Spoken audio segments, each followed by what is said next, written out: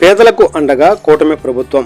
ఎన్టీఆర్ భరోసా పెన్షన్లు పంపిణీ చేసిన ఎమ్మెల్యే శ్రీరామ్ రాజగోపాల్. ఎన్టీఆర్ జిల్లా జగ్గైపేట నియోజకవర్గం జగ్గైపేట పట్టణంలోని ఈ రోజున ఎన్టీఆర్ భరోసా పెన్షన్లు పంపిణీ కార్యక్రమంలో భాగంగా జగ్గైపేట పట్టణంలో 14వ వార్డు విలియంపేటలో లబ్ధిదారులకు ఎమ్మెల్యే శ్రీరామ్ రాజగోపాల్ తాతయ్య సామాజిక పెన్షన్ల పంపిణీ చేశారు.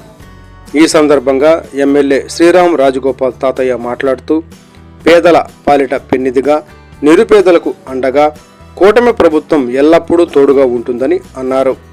పేదల అవసరాలు, సంక్షేమం దృష్టిలో పెట్టుకుని ఒకరోజు ముందుగానే పెన్షన్లు పంపిణీ చేస్తున్నామన్నారు.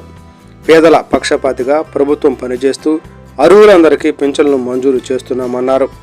ఎక్కడా లేని విధంగా 4,000 పెన్షన్ మన రాష్ట్రంలో ఇస్తున్నామన్నారు.